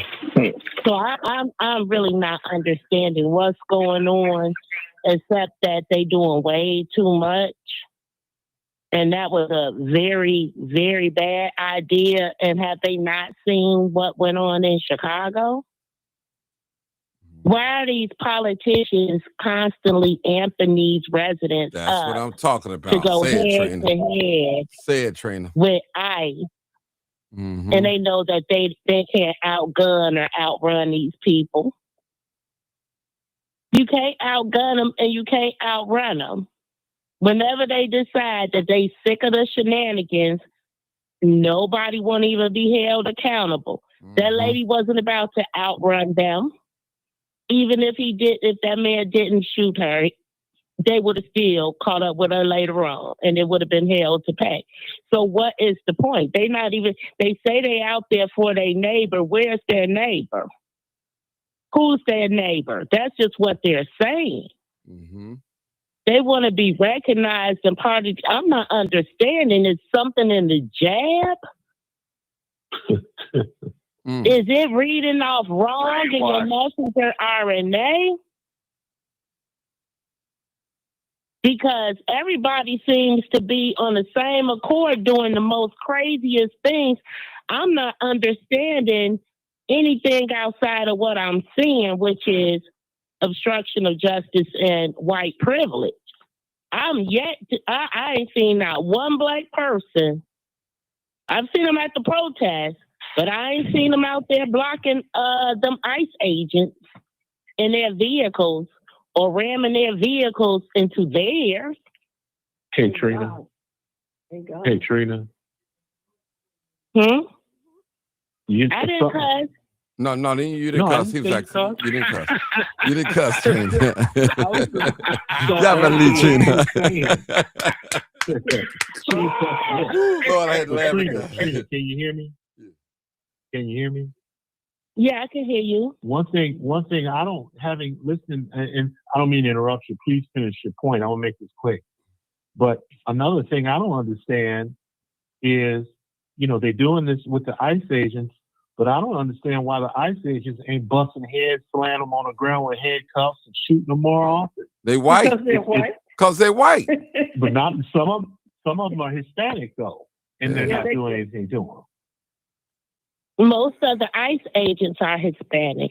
That's why most of them have their faces covered, because they don't want people to see that, because they've been shaming them for that. But you got to think, doesn't it make more sense that you have people that are Border Patrol agents that actually speak the language on the other side of the border? So, yeah. Yep. But it's just all a setup, and it's just it's a shame. It really is. And then, you get one person dead. Now they're going to, make her a martyr, and, her poor children don't have a mom anymore. And it's just really terrible. But I literally saw her partner, her wife, whatever, say, drive, baby, drive, instead of her obeying the order to get out the car. I mean, if you bad enough to block the agents, bad enough, you're doing all you should know that at some point you're going to be held accountable. That's it. If you go into that, right? So why are you doing all? Why would you then choose to lose your life? Even the way her partner was talking to him. Go have some lunch, big boy. You want to come at us? Like, yeah. You're not going to see no black people out there doing that? No. Playing around with the police like that? When we get gunned down, then it's disheartening, because you see black people get gunned down by the police for compliance. Every day. They're in compliance and getting gunned down by the police. But then I see white people saying, I'm going to block the federal agents from going down the street, the border agents, anybody. I'm going to ram my vehicle into their vehicle because I don't like what they doing. That's white privilege. It is. It's called white privilege. because that's not a protest. You know, and it's sad, but that's what goes on. That's what happens. Well, Trina, let's just continue to tell our young people to stay away. Oh, absolutely. So our young people need to, you know, drop the guns that they have, because they, you know, our community is too, our major problem is the killing of each other, you know, civilians against civilians. You know, it's just as bad as being in Rwanda or anywhere else with political unrest, and you're just on the west side or the south side. It's only so many places where Black people live in this segregated city. Well, you know what, sweetheart? That's all a part of the plan. It's by design. Engineered. I'm going to say good night to you people, and I just want to say to the Black men, men, we need you. I need you. Our children, our women need you. And I'm just happy to hear you standing up the way you're standing up, and just talk to other Black men, because as a race, we need each other. And we are not as strong as we think we are without our men, because the person that is feared the most by white supremacy are strong Black men. So continue to be strong, continue to talk to the young people, and as I said, because we need you all, and we need each other. And Martin, I just want to, before I go off, thank you for having this show, and let's continue this conversation, because people are getting the message. They are listening. Okay, and thank you so much, Martin, for keeping us alive. Thank you, Mama Dora. Thank you, Mama. And good night, family. Good night. Take care. Hey, Martin. Yeah, we got it. Bill, y'all hold up. We got a new caller real quick. She's not going to be there. She's never really long. Oh, okay. 9433. Go ahead, 9433. I want to respect her because she did. Hey, man. Hey, y'all. Hey. Like Mama Dora said, like Fernie said, it's white. They going by the color scheme. More, if it was one of us or one of our Black boys, our Black men, they would have gunned us down. So I really don't feel sorry for the woman. They do need to remove the ICE agent, because this is not his first incident at all. Okay. Well, thank you. Bill, did you want to say something real quick? Thank you. Yeah, we identified what she did. Trina said, I said it on the last show. This is a prime example of white privilege. And something ran across my head when she reminded me of and made the statement. Why wasn't her wife, lover, girlfriend, whatever you want to put it, if they wasn't exercising white privilege and thinking they could do something and get away with it, why wasn't she in the car with her? She tried to get in. Good question. Instead of outside. She was trying to get in, but she told her to drive. She was outside of the car antagonized. Yeah, she was outside of the car antagonizing. Yep. Why wasn't she in the car with her from Jump Street? She should have been in there before she told her to drive. Like, why would you tell her to drive and you just now reaching to get in the car? Like, why she should have just encouraged her to stand down, chill out. They shouldn't have been out there trying to show out and be no popular hero. Now they martyrs. And I think that they cool with that. I think the wife cool with that, or the partner or whatever. She cool with that too. You know, people want to be a part of something for, and for what? What are you a part? What are you a part of? Obstructing justice or getting somebody killed? You don't even know how to live another day, fight another day. you never been a part of anything else. Probably that's the reason why. Right. This is so based off the hate for Trump. Yeah. And that's why it's so easy for them to be radicalized, because it's like, if you hate Trump, this is what you do. You express your hate for Trump by attacking the ICE agents and Border Patrol agents. That's how you show Trump, instead of showing them at the polls, instead of writing a letter, instead of lobbying, instead of doing things that will actually change something. Because you're not going to outrun them, and you're not going to outgun any of these agents that's on these streets. You're not. Mm-hmm. I don't care how many people agree with you, how many other civilian residents are in a protest with you. What you guys can't do is call officers with heavy artillery to come back you up. You call more protesters to throw rocks. You can get armed, and if you do that, that's when everything is out of control and exactly as planned. So I'm really not understanding what they're planning to do with ramming cars and going to the extreme like that. What are they doing? They're not young. They're middle-aged people and up. Like, these women were at least 40 years old.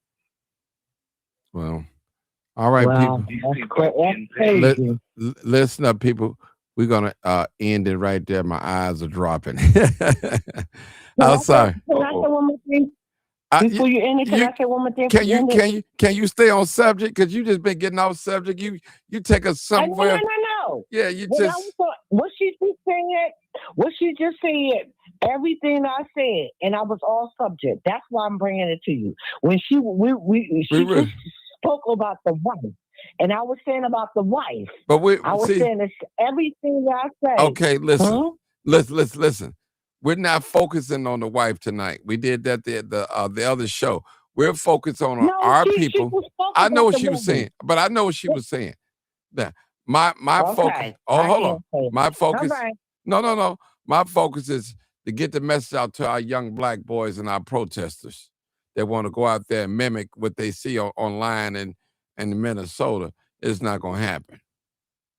Trust me. I know. It's going to be. Yeah, she got it to talking about that, but we didn't really. We really not really on that. Okay, my feelings hurt again. Okay, no, go ahead. No do feelings. what you got to do. No, don't be feelings. It's just we're not worried. We're not worried about the killing right now. We're worried about.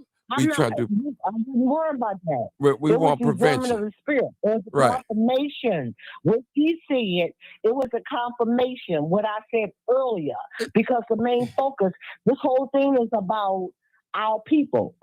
What was done there, it has a lot to do. Trust me when I tell you, our people. Have you been watching the show lately? Have you been watching the show when we talk about this? We said everything that you said. I've been watching every show. I just been for like a month. I didn't get into it the last time. I think there. Okay. Christmas time. Everything. I was saying to you. But listen up. Everything that you talked about, that we talked about that already, about this young lady that got killed. We covered all grounds. We covered. On her and I cover that, Martin. Only her and I cover that. At the end of the day, like she said, when it came down to her wife, we said about the door. See, this all connected. And I said it earlier. We said that already, Mother. We said that already. We did that in another show. You're not telling. I know, but you're not. Listen. Hold on. You're not. Hold it. Hold it. You're not. Listen. Let me just understand you something. Bill is my witness. We covered so much ground about the shooting of the young lady. We covered the ground. We talked about her wife. We talked about the dog being in the car. We talked about her blocking the street off. We showed the video. We did that. I'm not lying to you. We did it. Didn't we do it 206? I'm not lying to her. Yeah, I saw all that. Yeah, we did it. Yeah, we did. Okay, I'm going to let you So go. tell us no. Well, I'm tell a us very tell us submissive something woman. that we I don't don't know. Go ahead. No, overtalk no, that. no. Tell us something No, that we don't know. okay, Tell us something we listen. don't know. We didn't. I did. And she came back with confirmation. I'm going to say that. And one thing about me, I promise you, I'm the most submissive woman that a man can ever meet. No, I'm it's not gonna about submission. overtalk you as a black man. No, but But tell I'm us just saying something. that Tell I us talked something that about we it. Not don't know. everybody on this call. Tell us something we didn't know. Okay. We All don't right. know. I'm gonna give you the flow. I'm gonna give you a couple of minutes. You Tell know us what? something that we don't You know, know about the wife or something. I was not. Okay, what you want me to tell you? Tell us something Not that we about don't that know. We haven't conversation? heard already. We've heard everything. Just tell us You know something. what? I'm going to tell you something so. I'm going to tell you something so powerful and deep. Go I ahead. promise you. Answer The at 206. black men Go ahead. in my generation, I told you, I don't know if you see the picture, but I told you I'm 60 and plus. And if you look at my picture, they'll think I'm 30. They couldn't believe I'm 35. Okay? And I'm going to say to you, in this generation, as far as the black men, they are waking up. And this is my dream. Forget Hollywood, come back. Because our community are suffering. And I love, it's nothing more beautiful than a black man in this world. And I'm going to land there as that. I promise you. 206. Oh my God. Yes, The sexiest man in the world is a black man. Ain't nothing compared to him. And that's all I want y'all to stay strong. Pray for y'all. And I support y'all financially. Y'all know the you most do. beautiful and strongest people in the world. That's it. Appreciate I'm going to you. land it. Hey, sister. Let me say, Coming can I to just say this to you? Chicago. I'm coming to Chicago. Sister, are you listening? Are you listening? Yes. Just let me do this for me real quick.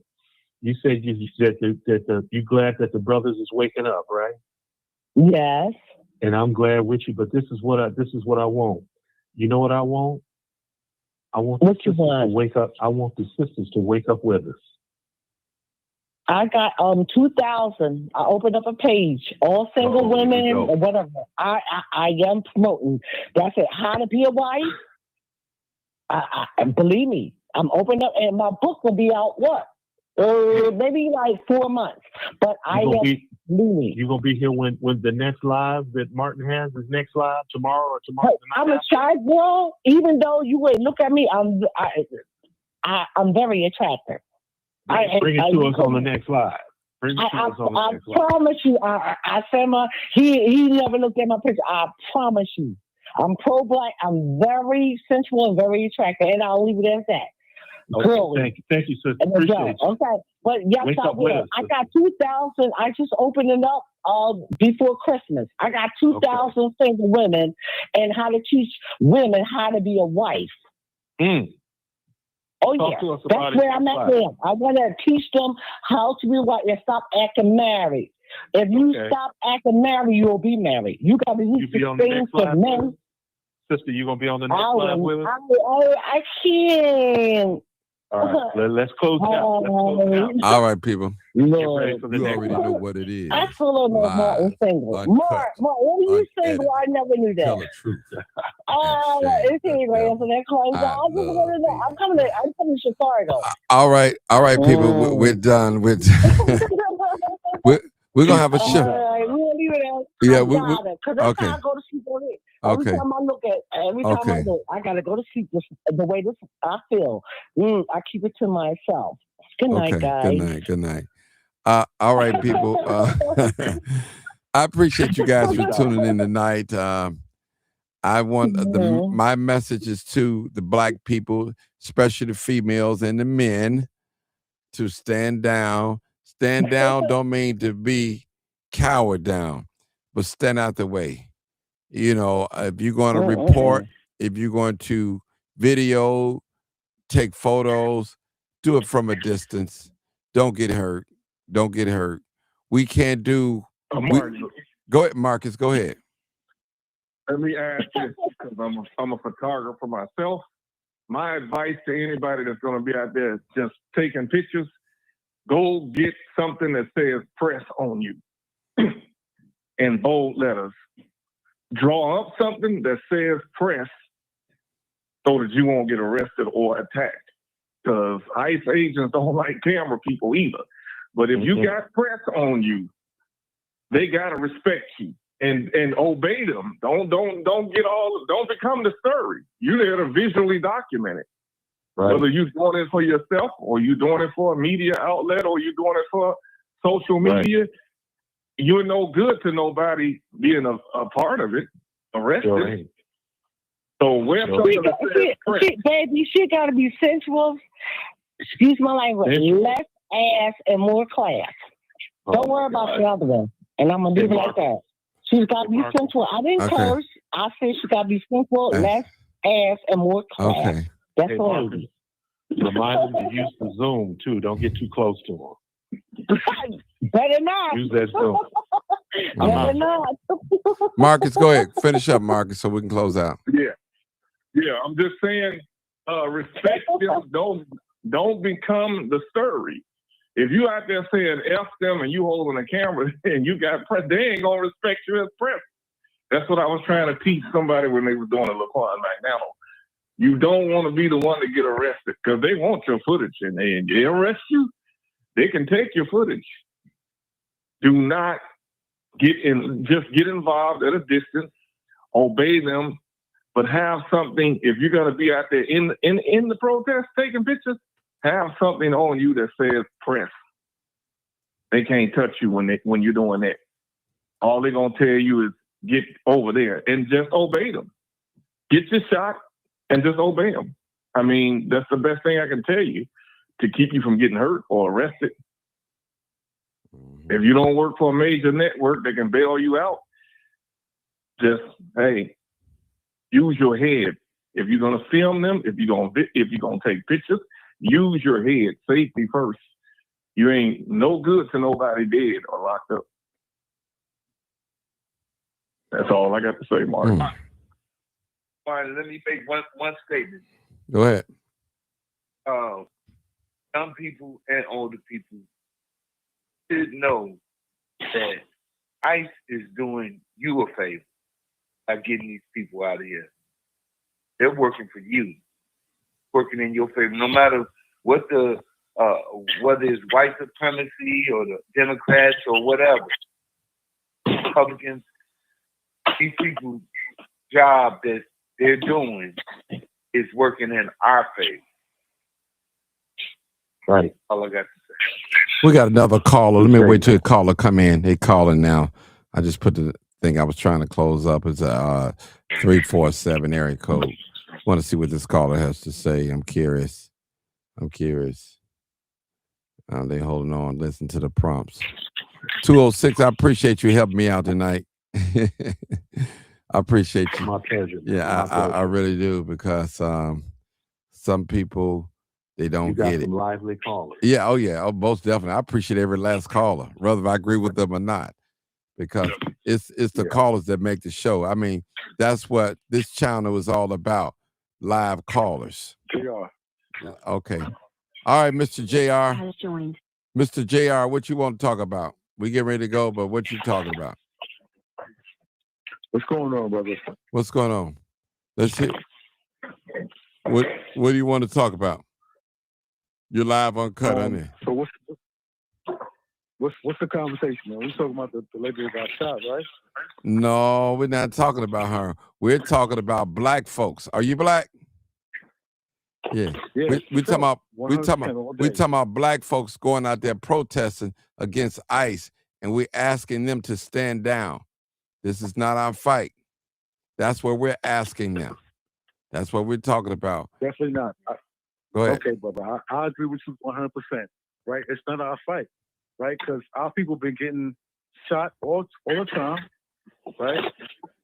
Right? In cars, it's not the first time, right? Because we see a white lady get shot in her car, right? Because we seen the police shooter. It's not the first time. Like, it's not the first time.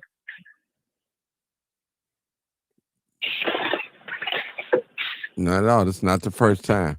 And and so that's what we're just trying to tell her, because you're going to get a case. It might end your end result might be deadly force. That'd be a possible bodily harm, or you be a fatality. You'll be out of here. So that's all we're trying to tell our brothers and sisters, man. And we discussed the killing of the young lady, and I personally have my condolences for her family, but I wish they would have never shot her down like that. I didn't like that, but I'm warning my people, please, you cannot do what the white people do. It's not going to work. It's not going to add up. They're going to be at you so hard. I think it's like 50-50, right? If you charge the car at the police, like, what do you expect? You know what I mean? Like, I can't say, like, he could have not shot her, right? He could have not shot her, right? But if you charge the car at the police or anybody, like, what do you expect? You know what I mean? Mm-hmm. Okay. Do you know anything about law enforcement? No, I don't. But I know if you charge the car at the police, they're gonna shoot you. What about if a You know what I mean? police? It doesn't matter what. Oh, okay. What about if a police walk in front of a running car? Do you think that's right? Putting itself in harm's way? Nah. Huh? If you run it, the police, right? They told her to get out the car, right? And she hit the gas. Sir, right? Sir, I just asked you a question. Hold on. Don't jump the gun. ahead. Is it okay brother. for an officer to walk in front of a running car or even stand in front of a car? Is that okay? I can't even. That's a 50-50 discussion, right? Because No, they do their what's job, 50-50? I'm just right? asking, is it okay? I mean, is okay. You get pulled. Have you ever got pulled over by a police officer? Yes, for sure, definitely. Okay. So Did and I comply. Like if they say, look, sir, they say, I when need you to police answer the pull over, right? question. Can you answer a simple question? I don't care how you answer it. Is it okay for an officer to stand in front of a car, especially while it's running? Okay, so you asked me a question, right? Yes, so sir. I've been pulled over by the. So if the police pull me over, right? I put my lights on, put my hands up, right? Because I don't want no issue, right? She didn't do that. When the police told her to step out the car, it's like they didn't tell her to step out the car. It's like because it was aggressive. You know what I mean? She should have complied. She did not comply.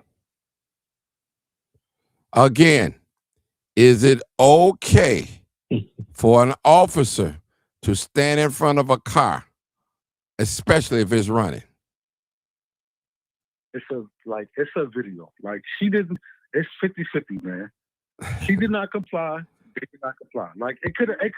It's either way. Like she should have. Right? She should have not been aggressive with her car. You cannot. If police tell you something about your car, right? You can't hit the gas. If police pull me over, right? I cannot hit my gas. If the police police pull me over, they tell me to step on my car, right? I cannot hit the gas pedal because I know that's going to happen. It's not going to be good for me. Are you going to answer the question? If a police officer, is it okay for a police officer to stand in front of a car, especially when it's running?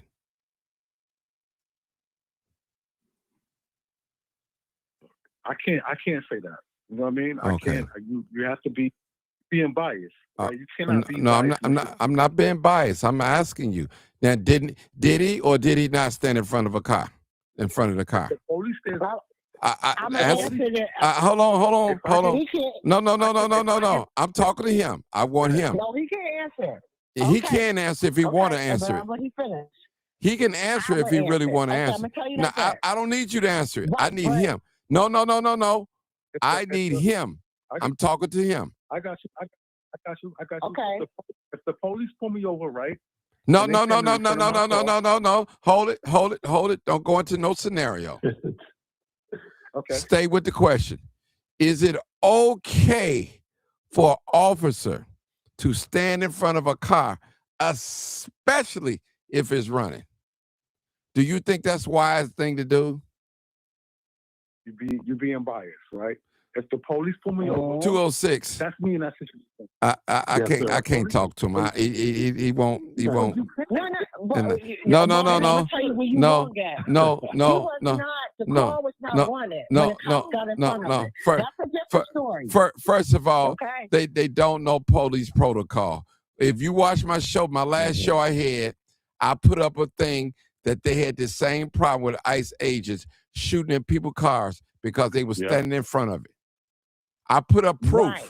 But this That, is hold on, different no. case. This ain't no different case. This is not a different case.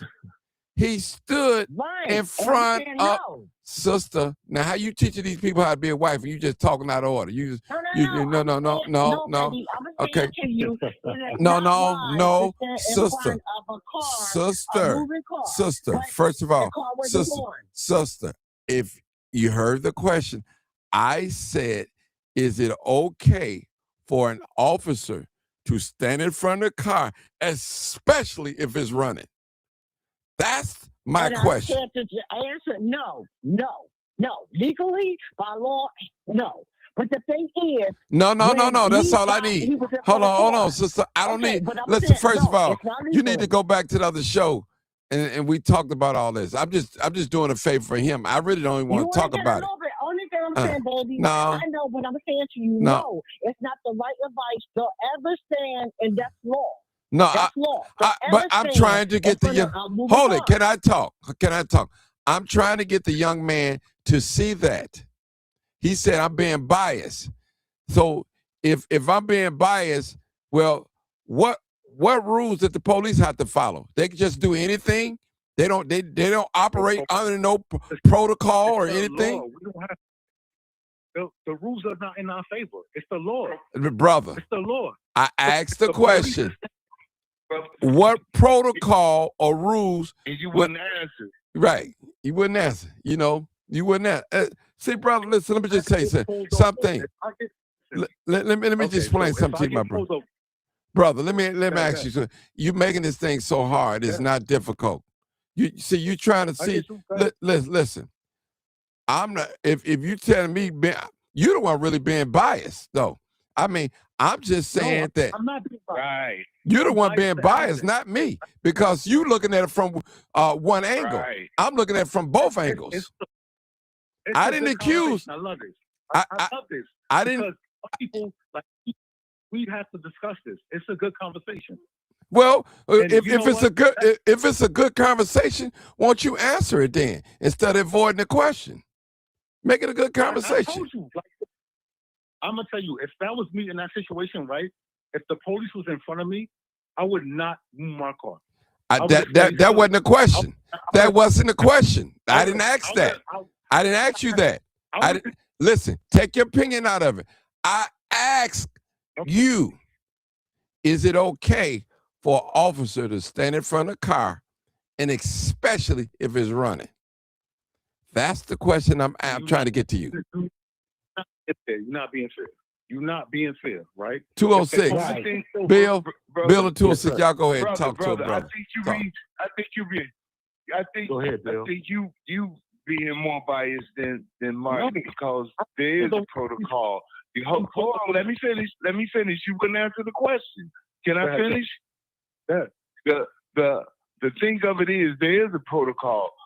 Police are not supposed to go and plant themselves in front of a vehicle. So let me ask you a question. That started and hold on. You not let me finish. Go ahead.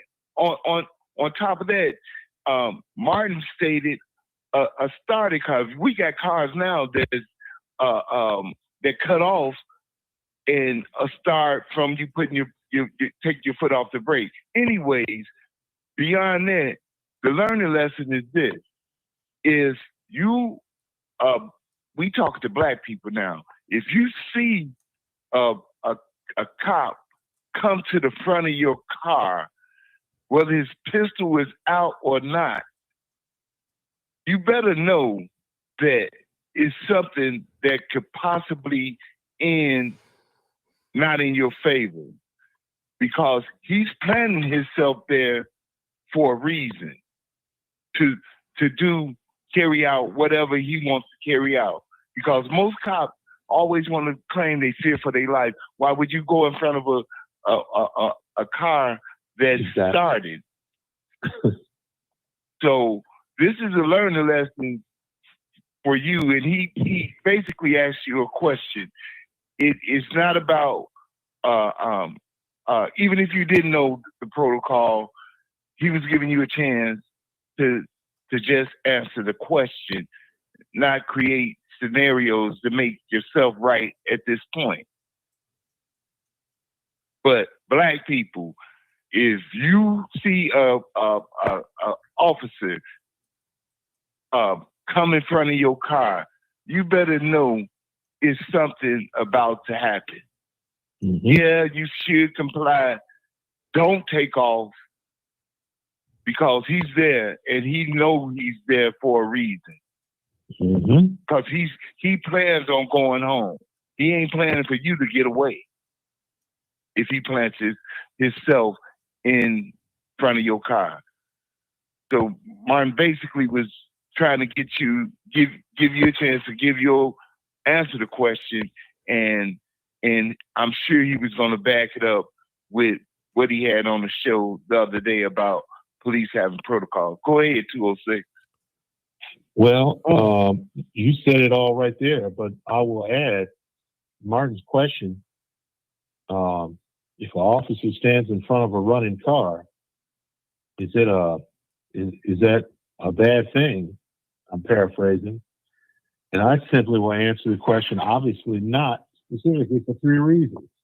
Number 1, the officer will get hit, injured, crippled, maimed, or killed.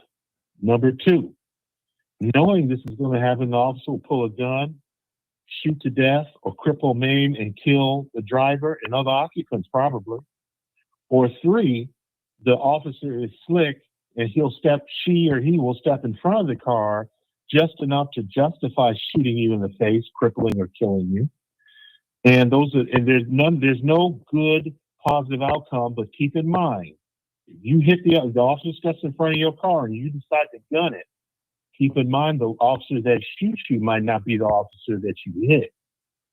Officers show up at least 2 deep, sometimes 4 deep. You're talking to the officer and he's in your face with that bad breath with attitude. You don't see the 2 other officers on the passenger side back by the rear door in the rear window. They'll shoot you through that window so fast they'll make your head spin. Either way it goes, there's no positive outcome. None whatsoever. Young man, I don't know you. And add to that, Okay. if by chance you get away, if you do get away, you're going to get charged. Bill. Will. Let me just pull up this article, and I want the gentleman to just make sure he screenshot it on Facebook or something. I put it on the screen. It says the U.S. border agents intentionally stepped in front of moving vehicles to justify shooting at them. This article was written in February 28th, 2014. So this is nothing new, my brother. This is nothing new. We tell them, so that's white people's story. Ma'am. That's white people's story, ma'am, baby. ma'am, But what he did, ma'am, he was in ma'am. a car. Listen, it wasn't ma'am. That's different. You can't use that narrative. Hold on. First of all, she tell me I can't use this narrative. 206. You my reader for the day. Read this. What does it say? U.S. border agents. That's what it says, right? That's the narrative, baby. That's the narrative. What I'm saying to you hold is it, my sister. Sister. Okay. Go ahead, read it. Read it. Read it, my brother. Just read the title. Well, first of all, it's from The Nation, which is a highly reputable news source. You got it, brother. They lost. Listen, be submissive, sister. Be submissive, just like you were talking about. It says U.S. border agents intentionally stepped in front of moving vehicles to justify shooting at them. Subtitle: An internal review of U.S. Border Patrol raises serious questions about the agency's use of force policy. All right. Now, listen. Now, listen. You can stop right there. So if you get shot, go. If you get shot, right? Who gonna be fucking protesting for you? Mexicans, Venezuelans, ain't nobody gonna be protesting for nobody. They're gonna be Right? laughing. It's gonna be a fucking joke. She lost her life for no reason. For people don't even care about her. Like, that's crazy. She has kids, a family. She lost her life for nothing. For nothing. For people that don't even care. Don't even care. These people don't care about us, man. They protesting, oh, ICE this, ICE that, right? She got shot. Who cares? Where's the Mexicans at? Where's the Venezuelans at? Where these people at? Talk to me, man. Talk to me. Yeah, well. Okay, people, we're going to end it right there. I did my little Yeah, talk to me, overtime. man. We're going to end it right there, people. Appreciate you guys for hanging around for this little bit. Appreciate you. And, This is life. I appreciate y'all. Like, I appreciate y'all, right? you I know, appreciate y'all. That conversation, the talk right here. I appreciate y'all. I love y'all, man. All my black people. I love my black people, man. yeah, I'm glad you do. But anybody that's listening to me, I'm not always right. Trust me, I'm not always right. I've gotten it It's your wrong. opinion. Yeah, it's Right, your right, opinion. It's a right, and conversation, you know? right. But the plain truth is just the plain truth. Anybody know any protocol? When you pull a car over, the officer always run your license plate if there's one visible. They do that before they get out. That's just protocol. All right. Protocol is when you pull a car over, the first thing they do, I'm talking about regular routine traffic stop, they ask for your license and your insurance. That's just protocol, period. Now, you might see an officer walk to the front of your car, stand office, not get direct and look at your front, see if you have a front license plate. Check the back. But they're not going to just stand right there. Any officer's got some training. And so there are tricks they do to bait the public in. Why you think that we have to tell our black men to keep both of your hands on the steering wheel? Comply. Because we know that it don't end well a lot of times when we don't comply. We know that. We have to do that. And some of you black men out there that's listening to me, only time you use sir is when you in custody or in front of a judge. That's the only time you use it. Most of the time. Not all okay. But that's it. Sir, officer, sir, judge, sir. You know, come on. Come on now. Let's keep it real. They know you Talk full about of it, it. man. Talk about it. They know you're full of it. So any officer that's have training, you know not to stand in harm's way, period. You know not to stand in front of a vehicle. First of all, when you pull a person over, you don't even know if that's the person that you ran a license plate on that's operating that vehicle. So these are precautions that officers have to take when they're out in these streets. They don't know you from a can of paint, and we don't know them either. All we see is a uniform. He might be having a bad day.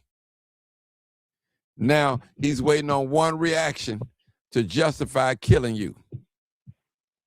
And we know most of the time, when you shoot a black man, they're going to get off. Most of the time, not all the time. We know that.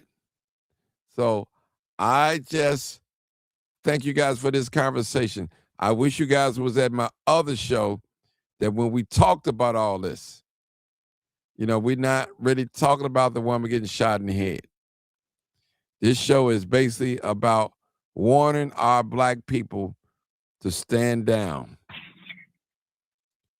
Don't get overly emotional. You see these white folks cussing out these ICE agents. They blocking the streets off. They blowing horns. They getting in their face and getting pepper sprayed. Black man, black woman, you can't do that. Not you. And you won't live to talk about it. And that's real talk. Sure. Now, whatever your opinion, whether she shouldn't have got shot or not, that's your personal opinion, is dead. I could think of a couple of things they both could have done. You know? Instead of her listening to her wife, she should have listened to the officers. Instead of the officer standing in direct in front of the vehicle, it would have never happened. But surely he was clear. He was able to shoot her right in the head a couple of times. So I rest my case, people. Thank you. You already know what it is. What is it? Live, uncut, unedited. Hit the like button, Tell the people. truth. Hit the share button. Shame the devil. What? I love being black. I got to say that